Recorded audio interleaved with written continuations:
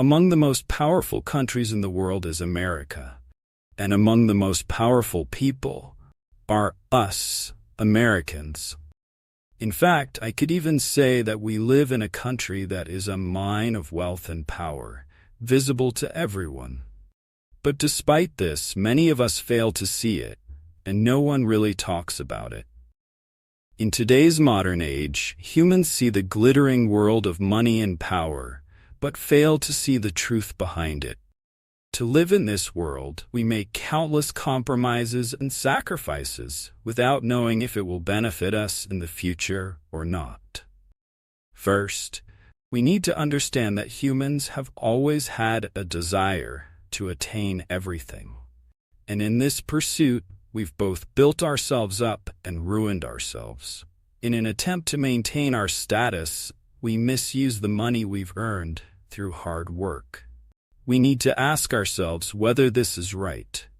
Today, I'll tell you about 6 major ways we waste money and how to avoid them.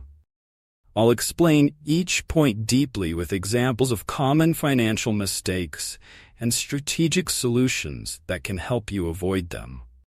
I'll expand on every point with real-life scenarios so that people can stop wasting money and improve their financial health.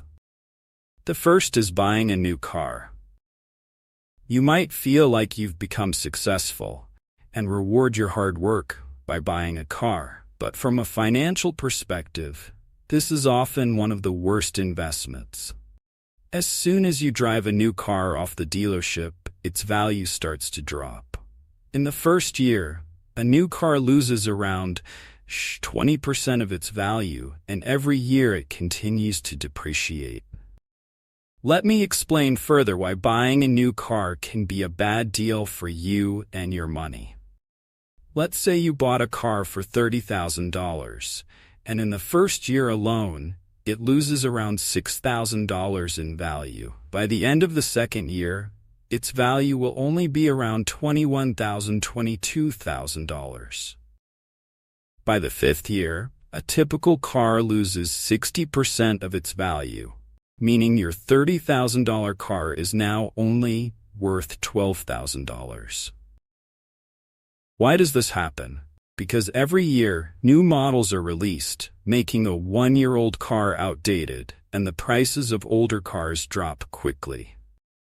So what should you do? Does this mean you shouldn't buy a car? You need one for commuting, right? That's likely what you're thinking. But instead of buying a new car, my advice is to consider a certified pre-owned CPO car or one that is 2 to 3 years old. These cars are usually still in good condition and their value stabilizes after the initial depreciation. Now the second is impulse buying, a behavior many of us fall into. Whether it's a flashy gadget, trendy clothes, or a small snack, these purchases, made without much thought, slowly drain your financial resources. It's a habit that eats away at your money without you realizing it, and we need to change this habit before it continues to drain our finances. For example, imagine you impulsively spend $20 on something 3 times a week. It may seem like a small amount, but by the end of the month, this adds up to around $240. Over a year, you've spent over $3,000 on impulse purchases without realizing it.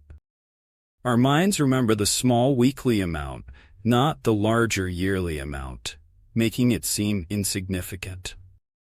To break this habit, you must consciously decide to stop. One effective method I personally use is delayed gratification. When you want to buy something you don't really need, give yourself 24 hours to think about it. More often than not, you'll end up making a more thoughtful decision. The third is eating out. Many of us waste money on food that, in the end, neither tastes good nor is of good quality, and we end up spending money where we shouldn't. This habit slowly weakens our financial health. In my opinion, we should only eat out when necessary, like when we're traveling. Otherwise, it's better to eat home-cooked meals, which are healthier for both our finances and our health. Nowadays, in the name of convenience, we mostly eat out, whether it's a full meal or just a snack. However, this affects both our health and our wealth. Consider this. A restaurant meal can cost $15 to $20, whereas you can make the same meal at home for just $3-5. A simple solution is meal prepping. Prepare all your meals for the week in one go and store them in portions. This way you save money and enjoy the convenience of ready meals. Fourth is subscription services. In today's world, this is a major drain on our wallets. Subscription services are everywhere, whether it's streaming platforms, gym memberships, or monthly subscription boxes. We often forget about them and continue to spend unnecessarily. Streaming platforms, in particular, have captured a huge market and an entire generation. There are many such services that we don't even use, yet we keep paying for them. To tackle this, conduct an audit of all your subscriptions. See which ones you actually use and cancel the ones you don't. Another smart trick is subscription rotation. Use only one streaming service at a time, then switch to another later. This way, you can enjoy different platforms and save money. The fifth is buying the latest smartphones or top gadgets. Companies like Apple launch new phone models every year, with only minor changes or slight feature upgrades, making older phones seem outdated. These companies want everyone to buy their latest models, but in reality, they just want to increase their sales. Do we really need to upgrade our phones every year just to show off our status? Often, the new features don't make a significant difference. For example, if you have a 2 to 3-year-old Android or iPhone that's still working well and updated, there's no need for a new one. The new model will function just like the old one. I've even heard rumors that iPhones will soon have USB-C charging, like Android phones. But this is just another way for companies to increase their sales. If your phone is only 2 to 3 years old, there's no need to buy a new one. And this applies to laptops and other gadgets as well. This will save you a significant amount of money each year, which you can invest in something that will benefit you in the future. Lastly, the sixth is credit cards.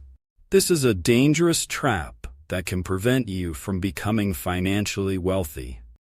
There's no doubt that credit cards offer financial freedom and convenience, but we forget that credit card companies and banks charge us interest for these purchases. Credit card debt is one of the most expensive debts because the interest rates are very high.